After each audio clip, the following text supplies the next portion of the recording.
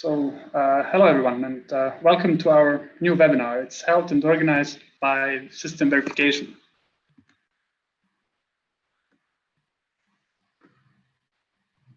System Verification is a global QA company specialized in advanced quality monitoring and analytics based on AI. It also provides services in business analysis, test management, test automation, CI/CD, and DevOps. The topic today will be the power of software development in test automation. But before we begin, let's just give you a few notes. In case you have any questions for the topic that will be covered today, please write them into the chat. Please do not unmute, but ask the questions in written form. This session will also be recorded, and it will be uploaded to our website, so it can be watched later on. Also, this presentation will be sent out to all the participants.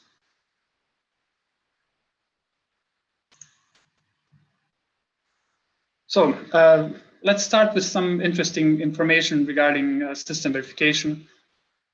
This is a company that is currently placed in 4 countries, in Sweden, Bosnia, Germany, and Poland. Our net revenue in 2020 was about 20 million euros. We have around 250 employees, and 86% of them are engaged.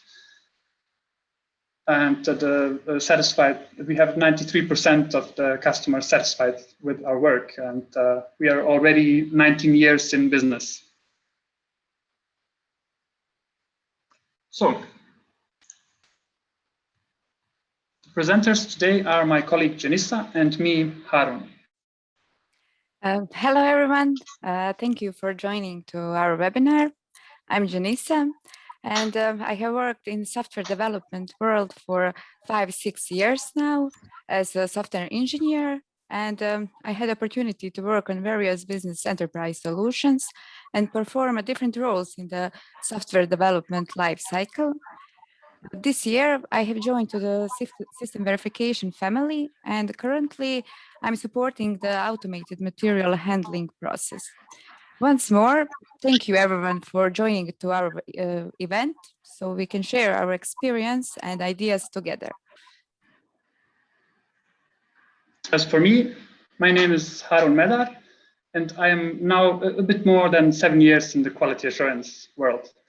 I started my career as a manual QA tester, and with time I grew interest in test automation. I'm working in system verification now since 2019.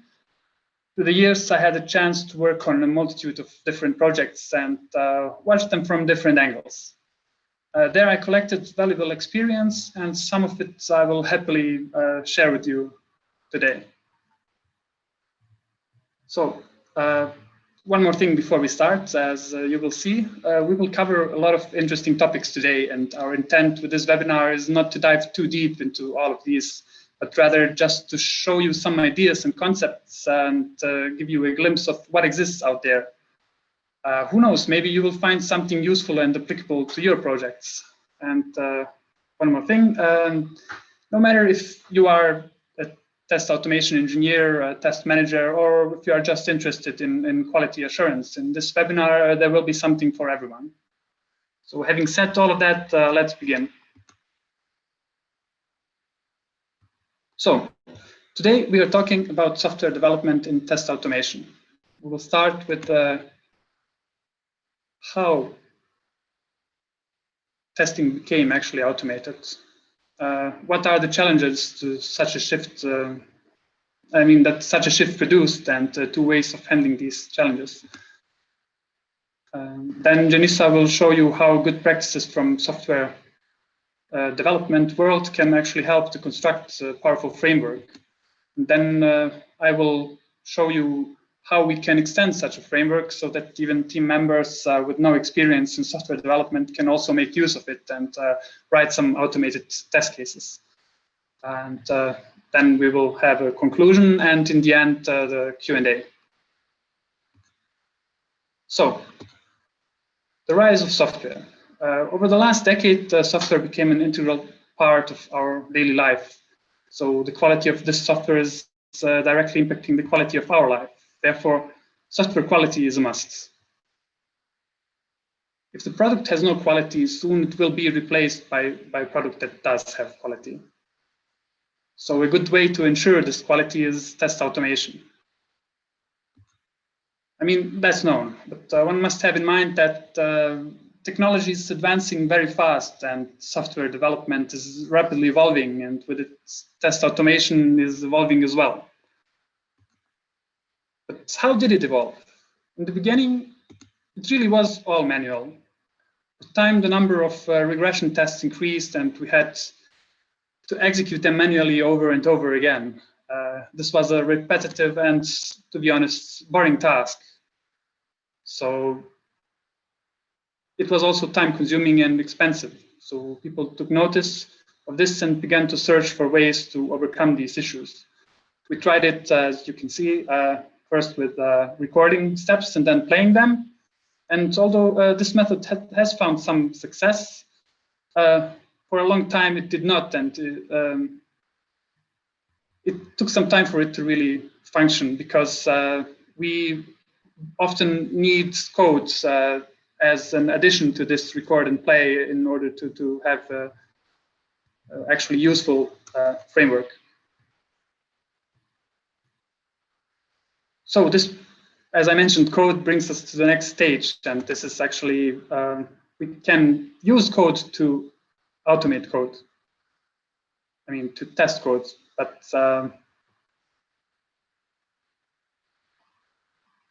this development of automation has its ups and downs, and the place where we are with test automation today is really remarkable. I mean, with fast and robust execution as a part of CI/CD, it enables a very efficient way to test, and the demand for it is increasing every day.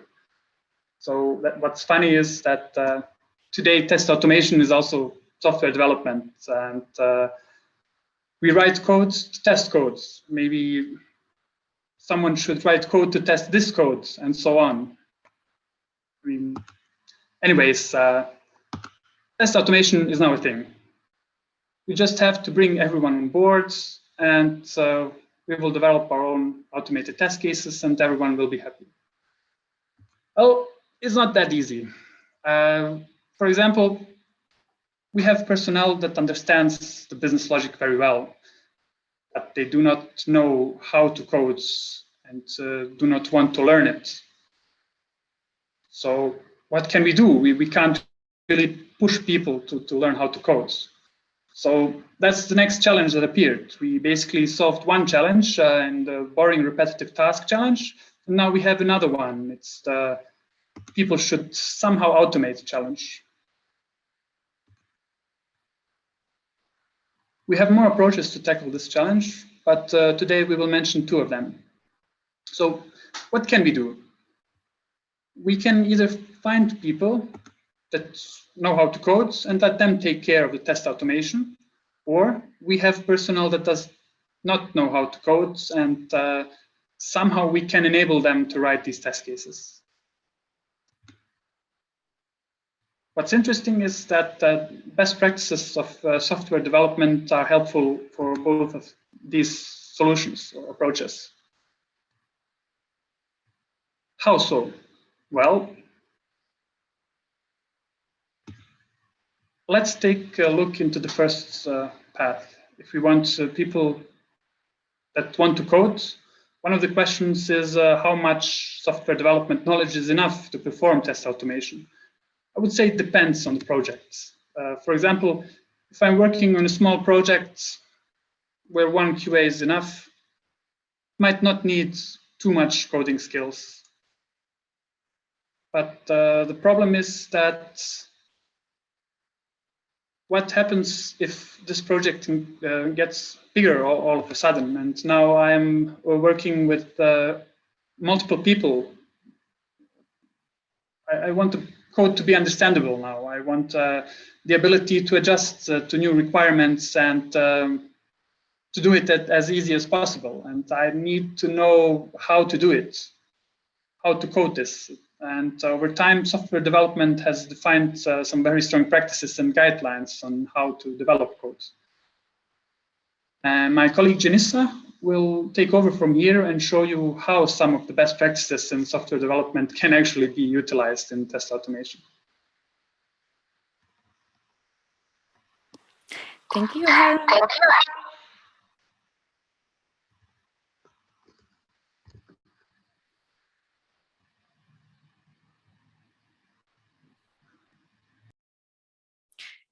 As Harun finished the introduction part, we can start with some code and our first basic automation tests. One note, in our examples, we will pay more attention to the structure of the test than the verification part. So the assertion will be commented and focus will be on arrange and act part. So what we are doing in our examples. We are simulating the user login process and process of business item creation through the code using Selenium framework. In our setup, we will first open our browser and open our test environment and navigate to the login page. And then in our test method, we can simulate the user steps. And for that, we first need to find the elements for logging.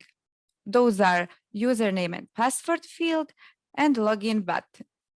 Secondly, we will pass values into those fields and then we will click on button login. The test for creating a new business item is similar. First, we need to perform the login steps. Then we are adding the steps for navigation to the new item page by finding the link on the home page. And after the page for creating a new business item in application is open, we can find and pass necessary values into the fields. And for this example, those are title and department. At the end, we can save this new item by finding the save button and clicking on it. And now we have developed tests for login process and the process of creation of new item. But here also we need to add more tests for the same functionalities, but with different scenarios. For example, password and username is missing, password is incorrect, etc. So the number of tests will increase. And imagine that after a while, your test stops working and you find a problem. The ID for field username does not exist anymore. There is a new ID.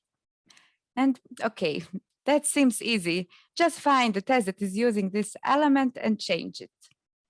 But what can really be problem here? As we already said, there are more tests that are using the same page element.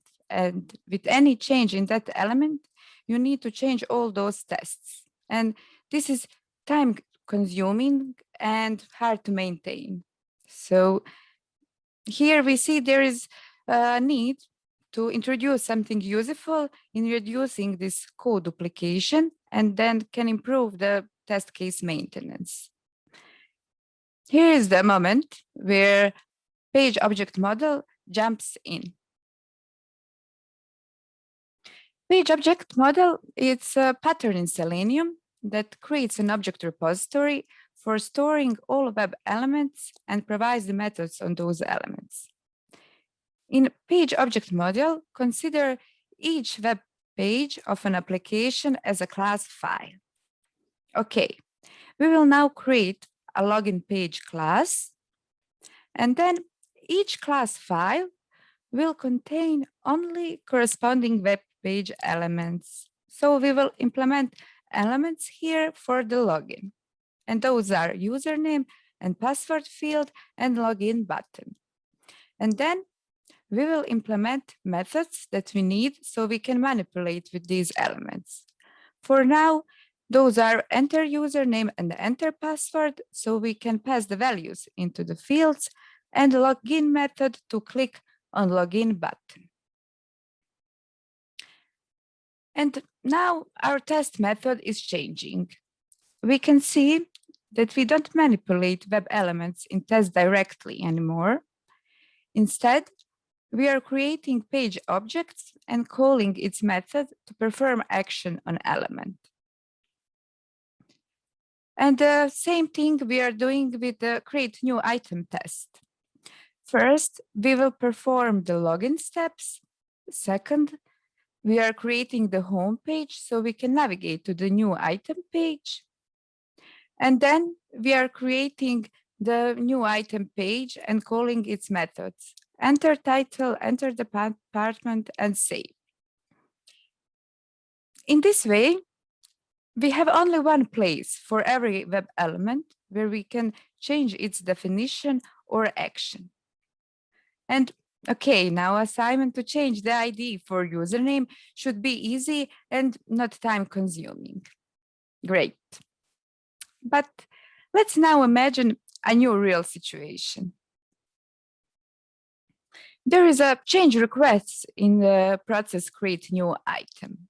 The new field is added, field subtitle. What we need to do in this situation, in our example?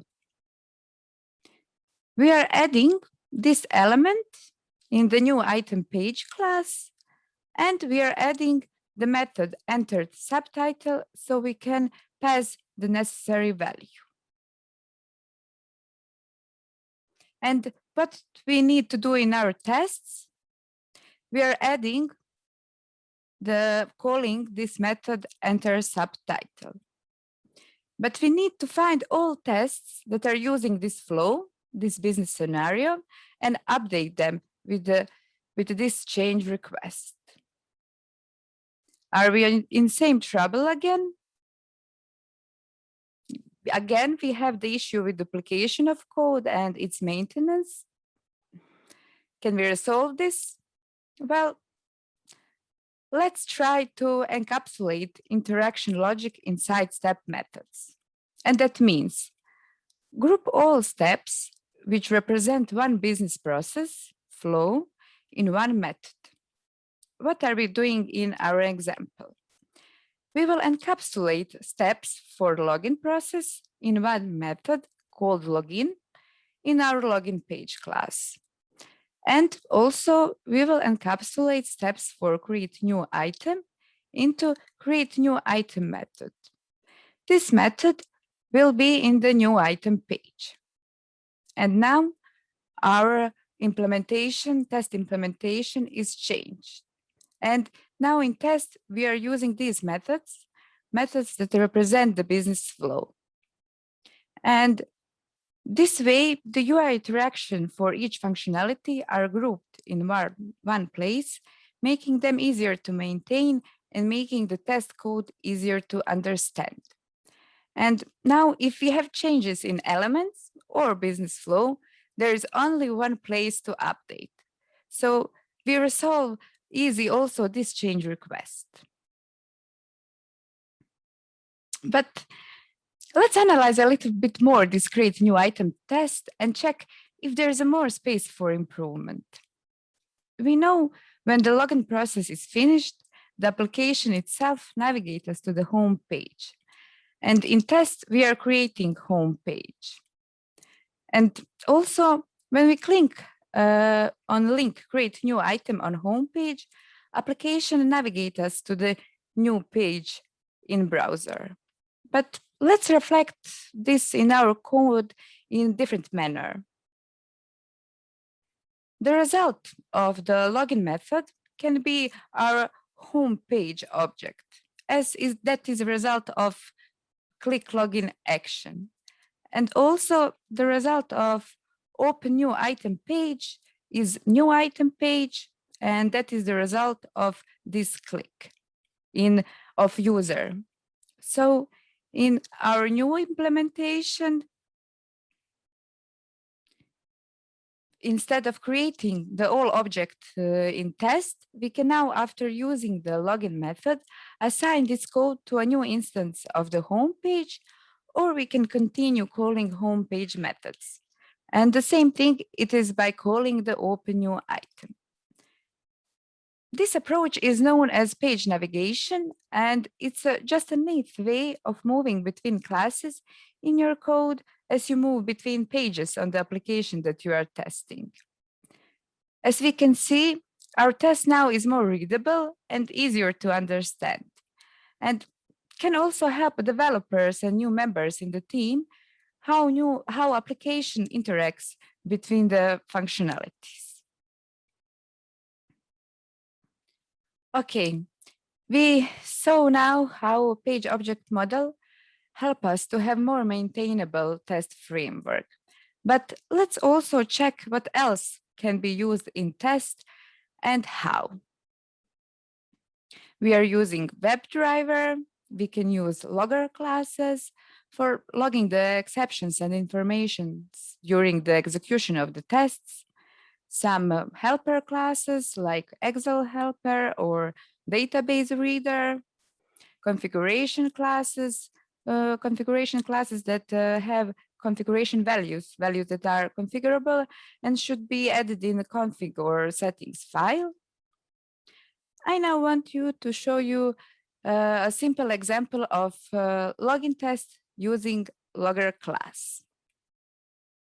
What we have here, there is a private variable file logger, which is created in setup method and can be created in constructor, so it can be used in our test methods. But let's check a little bit different approach of the same implementation. What is changed here? First, there is iLogger instead of file logger. Syntax iLogger is a common syntax for interface. So we have interface as variable instead of class. Here we have also file logger class that implements this interface. Then we are not creating the class in constructor. We are passing the value in constructor from some higher level.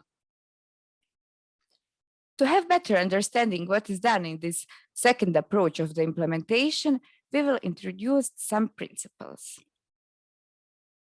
The first one is dependency inversion principle, which says high-level modules should not depend on low-level modules, both should depend on the abstraction. And abstractions should not depend on details, details should depend on the abstractions. What this means? Well, let's first check what is high-level module and what is low-level module. High-level module is module that depends on other modules. So in our example, class login tests depends on the class logger. So login test is high-level module and class logger is low-level module. What is abstraction? Abstraction means something which is non-concrete. In programming terms, that is an interface or an abstract class, while we cannot create an object of an interface or an abstract class. In our example, we are using interface iLogger, and our both modules depends on this abstraction. What are we achieving on this? Loosely coupled classes, while login test does not depend on concrete logger class, rather on interface, and easily use another implementation of interface, other class that implements the same interface. Let's try to explain this on an example. Here we have assignment to use another implementation of logger. For example, to use report logger instead of file logger. What we need to do? We will create class report logger and implement method add info. And then in login test implementation, we need to change variable to use report logger instead of file logger. In setup, to create object of report logger instead of file logger object, and also to change method to add info, while that is method of our new class report logger. Now we will have the same assignment in this second approach of the implementation. So here we will also create the report logger class. Here, this class will implement the interface iLogger, meaning it will implement methods from iLogger interface, the same as FileLogger class. And then what needs to be updated in test? Well, using this principle, we are not changing anything, while higher and low level are depending on abstraction. In this case, interface iLogger. And this decouples high and low level components and instead connects both to abstraction. High and low level components can still benefit from each other, but a change in one should not directly break the other. This seems great, but how we get the value in the constructor now? The answer is inversion of control. Basically, that means flow of program is inverted, changed from the normal way. In the first example, login test class is creating the logger instance and then uses its method. And we can say that's a normal flow. When you need something, you create it by yourself and use it.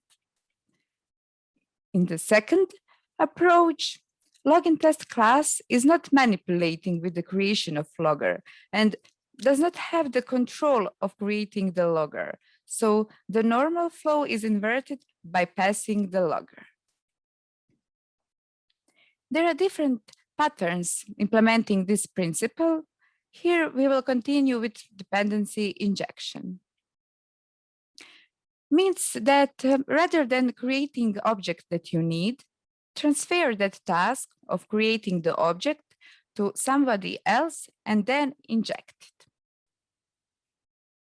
In this slide, we will try to illustrate dependency injection. So here we have class login test that needs file logger so it can use its methods and continue with its functionality. Dependency injection will create file logger and it will supply the login test class with the file logger. So we can say that dependency injection is responsible to know which classes require which dependencies, to create the dependencies and provide those dependencies to the classes. Where are those dependencies created and how does it work? First, we are including packages in our solution that support dependency injection, and there are different packages for different technologies. Secondly, we are setting the dependency injection container. This container is executed once in startup of our application and contains all our dependencies. This is an example of the dependency injection container using .NET Core and Microsoft Extension Dependency Injection namespace. And here we are adding our dependencies like logger, login page, home page, and here we will mention this lifetime of dependencies. There are three types. Transient creates a new instance of the dependency every time you request it. Scoped creates a new instance for every scope. For example, each test is one scope, and then within the scope, it reuses the existing service. Singleton creates a new instance only once during the application lifetime and uses it everywhere. So this is also a great way to manipulate with the references of our dependencies. When we are done with these two steps, in the constructor, we should have the value of file logger and we can use its method add information. Well, successful application. We know that applications are created to meet needs, which are constantly changing and evolving. And as application is changing, the tests for it should be updated too. A successful application should also provide an easy way to which it can be extended to meet the continuously changing expectations. Luckily, we are not the first to encounter these problems. Some of the problems have already been faced and handled. These common problems can be avoided or solved if a set of design principles and patterns are applied while designing and developing software and framework. We saw that with page object model, we are achieving the separation of concerns. The test classes are not responsible for page element. Those responsibilities are handed over to the page module. And also, class can have only one responsibility, while the initialization of dependencies is done by injector component. And using abstraction, it helps to enable loosely coupling, while components can be developed and changed independently of each other, as we saw in the file and report logger example. Using these design patterns and principles, we can reuse our code, we have easy maintenance of our framework, and we have readability and reliability of our framework. But also, this increases code complexity and complicate debugging of the code, especially at the beginning, while we set up our architecture. But think all organization, especially a big project, is worth, because later the maintaining and supporting it's easier. Okay, now we will call our colleague Harun to check how test framework can be built by people that have less or no knowledge about coding. Harun, the stage is yours. Thank you, Deznisa. Okay, I will share my screen again.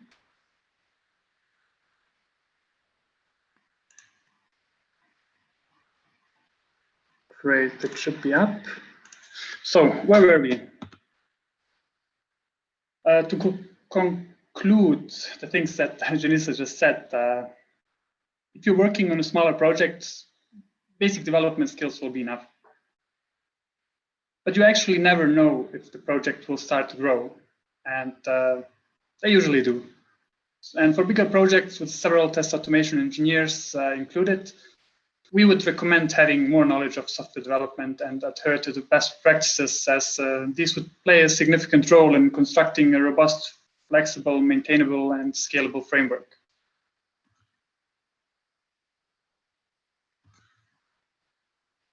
Okay.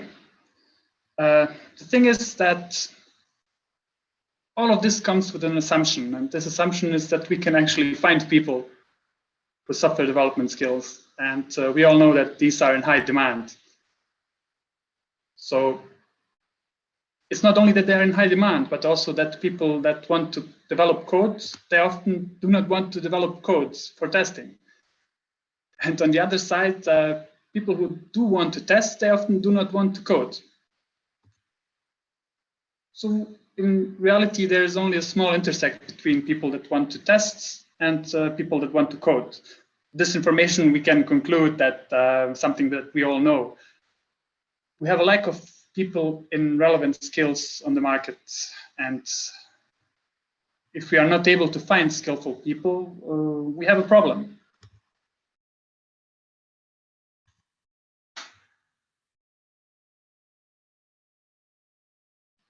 Luckily, there's another way to approach our, if you remember, the people should somehow automate challenge. And that is the following.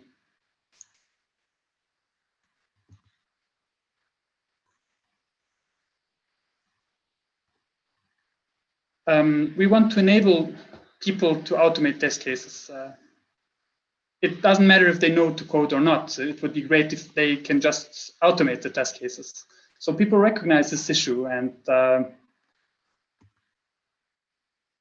lack of they decided to provide software solutions in form of tools and applications that can help people with minimal or no knowledge of software testing, such as tools like Tosca or RunnerX or some other codeless frameworks.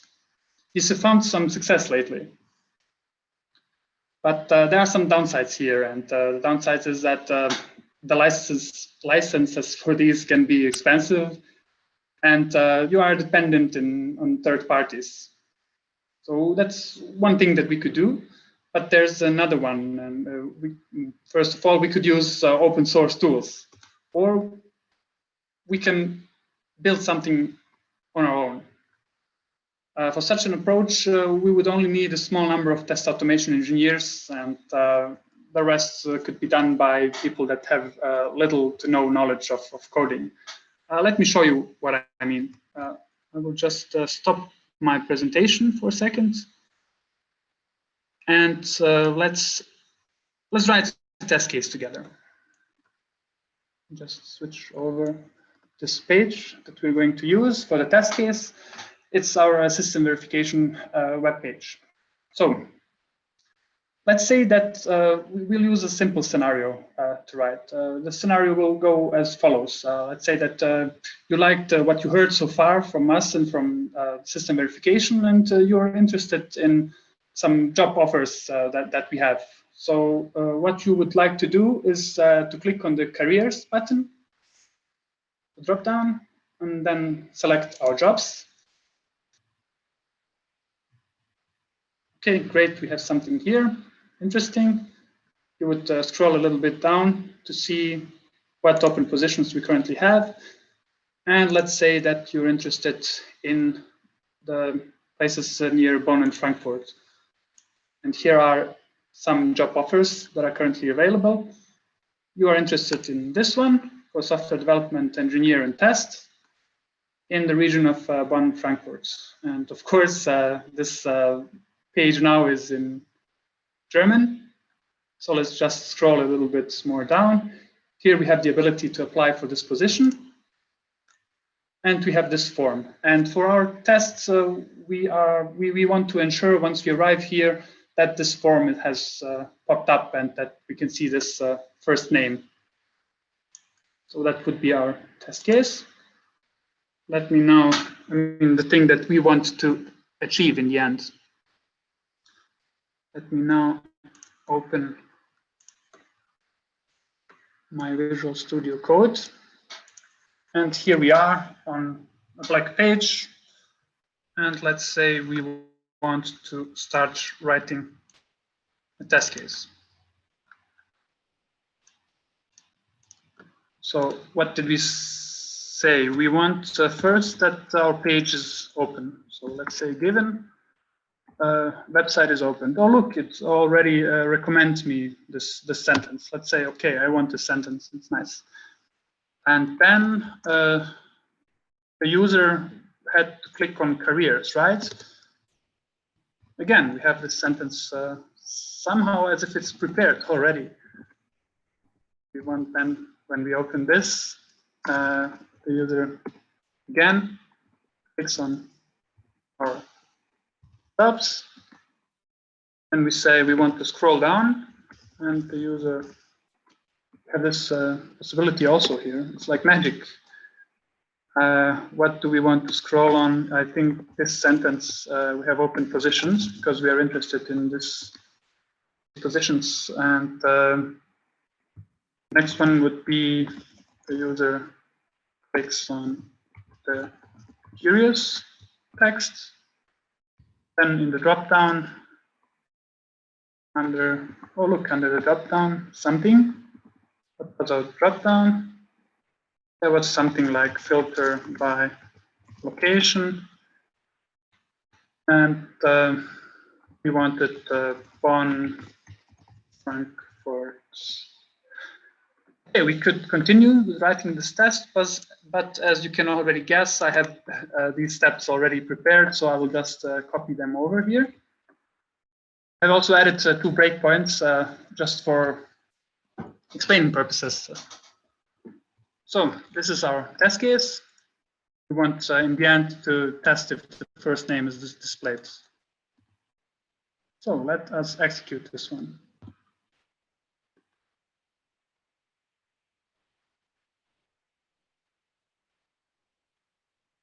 Okay, something is happening in the background. The page is open, so I just have to move it over to the screen. So here we are. And let's say, so it was this point, and I will, maybe it's better just to move it over here. And now I'm continuing from the breakpoint, and yeah, the test case is being executed. It's pretty fast. We have selected everything we wanted. And in the end, we ended up here for the position application. Yeah, I haven't added the scroll to scroll down a little bit more here. So I can do it also manually. So here we have this application and form for the application. And this is a breakpoint. So we have the last step just to check if this first name is here. So I will now continue. The test case was executed. And here we have in the bottom left in green that our 11 steps that we did, they passed, and it took us like 68 seconds for the execution. Well, this is interesting, right? We wrote some sentences in English language, and it looks like this framework understood what we actually want to do. So anyone, even people that don't have test automation experience could do the same, right? So what happened here actually? Well, the thing that I'm using is called, it's basically a test automation tool that's called Cucumber, and it really helps us to construct test cases in such a way. This is a tool that clearly separates the code from the test cases.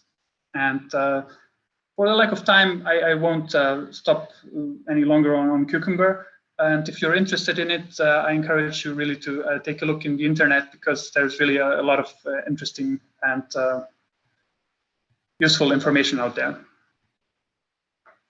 So that's one thing I used here.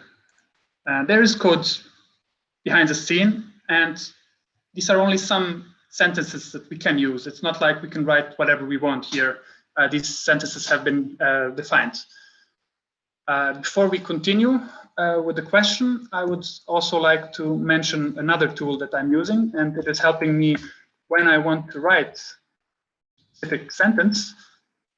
I have this auto-completion, and this tool is an extension that is, well, already shown here. It's this Gherkin step autocomplete. So I've included this, and it helps me really to write my test steps easier.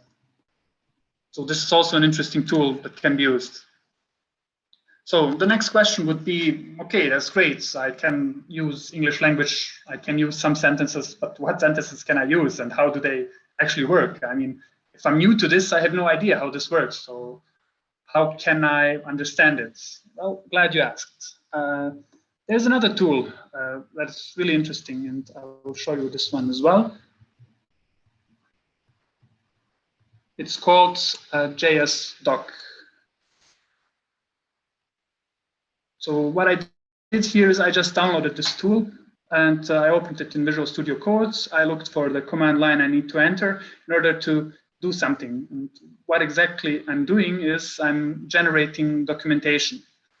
And this is how the documentation looks like.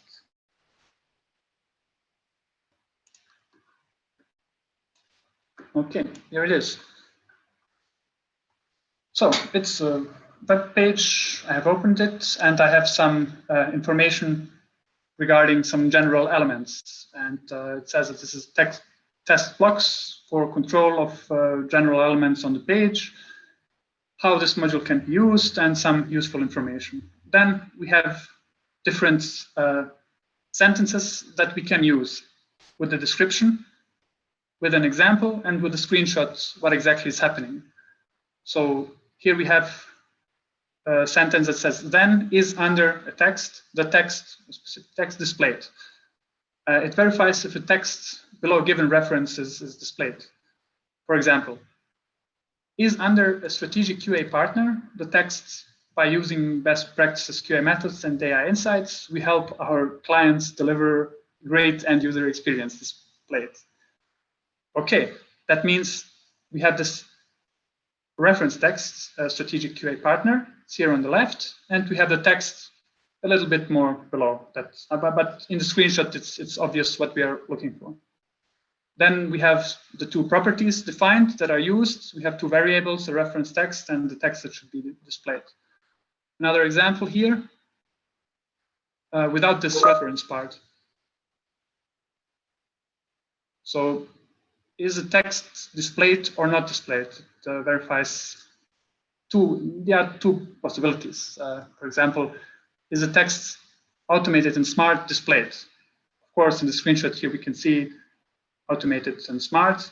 It's displayed here under this industry 4.0, where system verification is also interested in or included in. So we have these two properties. So we can say if is the specific text displayed or not, and we can also add this not part in the sentence here. So just a regular sentence saying is it not displayed, and this will also work, but we will just verify that something is not displayed on the page. The user can click on these careers also, and we have a few more examples. Under the dropdown, the text is displayed, and we not displayed, but under this text, we click on the following text. For example, we have this filter by location. The user clicks on remote. So he finds this dropdown, and he clicks on remote. So we have also job opportunities for remote test engineers.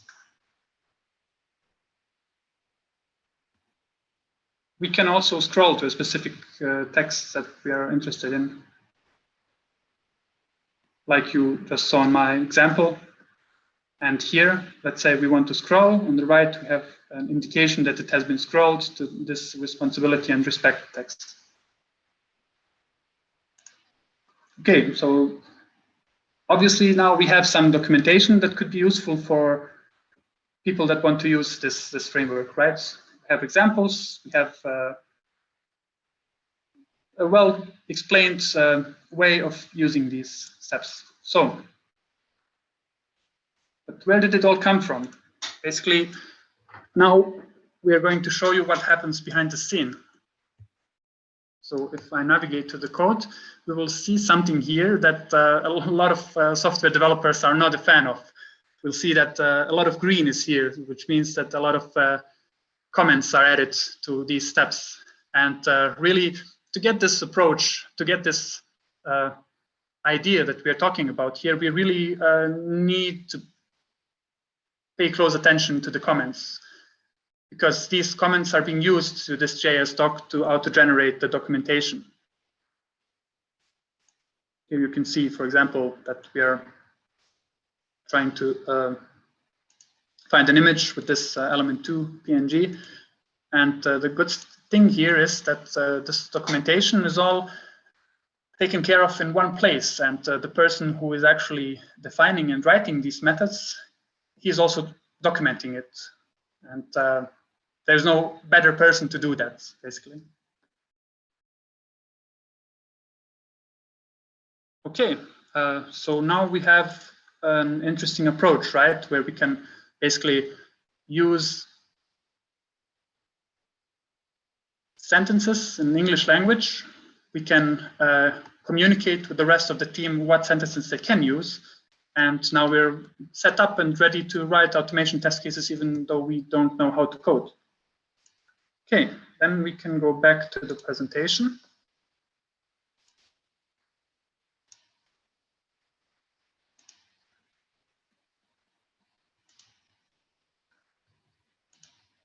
So where were we? Conclude. We just demonstrated a test framework that can be used by non-technical personnel, and we don't need all the complicated stuff Deznisa talked about. No, of course, I'm just kidding. We need at least a few people, a small team of test automation engineers that can set up and maintain such a framework and support the rest of the team. in case that is needed. And it is there's one thing that is really important to point out for this whole setup to work, and this is that communication is key. So all of the parties involved here should really be open in communicating what they're doing and if they need help, and just have this friendly approach amongst each other, because this is the only thing that can ensure that this process runs smoothly. And there's one more interesting thing here, that is that it's actually a good way of bringing coding closer to manual QA. So those who are interested in test automation, they can try to write and automate their own sentences. And in this manner, they can slowly move over into test automation.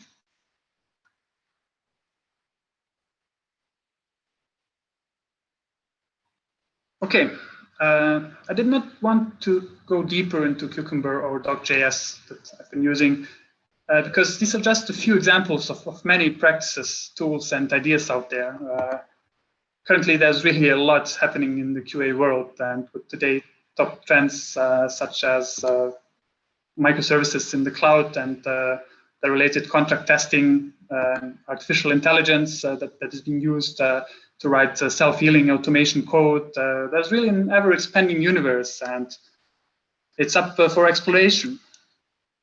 We would like to encourage you to explore it. Surely you will find something interesting for you or for your current project. And if you decide to give it a try, from our perspective, there's one thing we can tell you for sure, and that's that it will be an exciting journey. Today with me, my colleague Deznisa Ribic, and my name is Harun Medar. Thank you all for attending.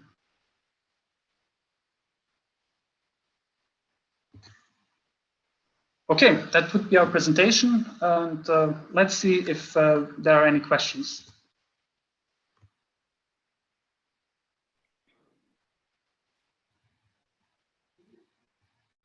There are any questions?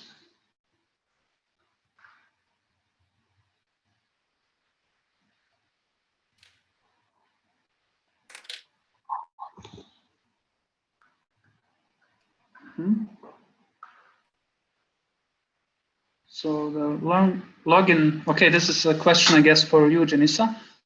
The login test sample is referred to web application here. It is easy to have referenceable elements when dealing with Windows forms, XAML or Java. XAML or Java applications, don't you think that it becomes more tricky to get the handle on the GUI elements? Yes, this is an example with testing a web application. I have to say that I don't have much experience with test framework to test a Windows application, but here is important the structure of the framework. So to have one project, one library, where you can have all page classes, and in those classes you can have elements and methods. So when you write your tests, only in one place, in one method, in one class, it's the change, like we saw in our examples. So the architecture and structure is important here. I hope that helped with this question. Okay, then we have another question here. The recording of this webinar will be available for viewing on some sites, and the answer is yes. I can see that we already have provided an answer. It will be uploaded to our website, and under the webinar section, you will soon find this webinar as well. Then we have another question. The question is, how about key-driven frameworks? Well, this is also an interesting approach. By key-driven frameworks, we mean that we have specific, keywords, sorry. We have specific keywords that we are using to dictate the automation framework, how it works. It's similar to the thing I just showed.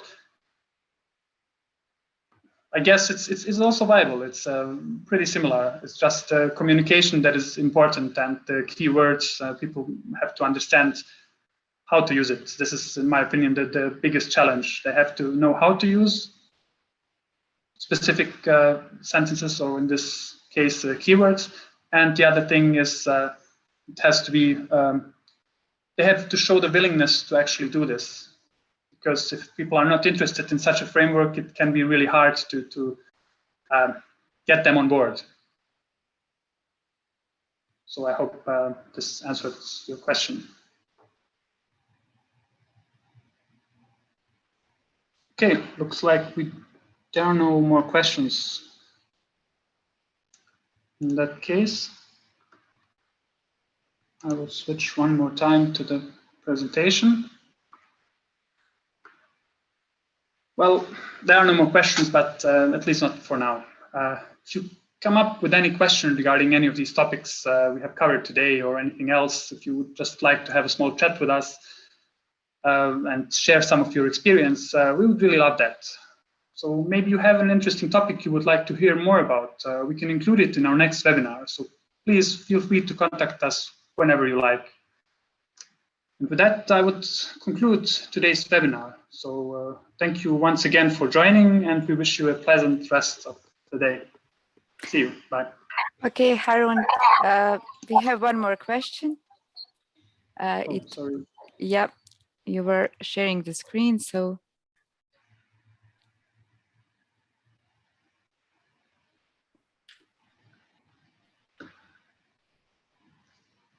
Using Gherkin, can it be used on different programming languages as well? Well, good question. It can be used, and Cucumber is a tool that provides.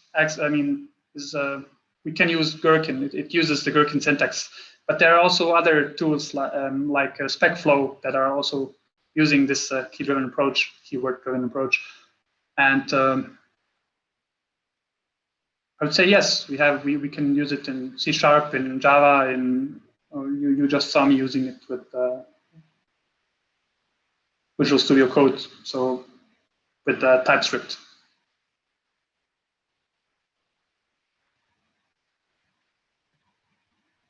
Thank you, Harun. Thank you, Deznisa.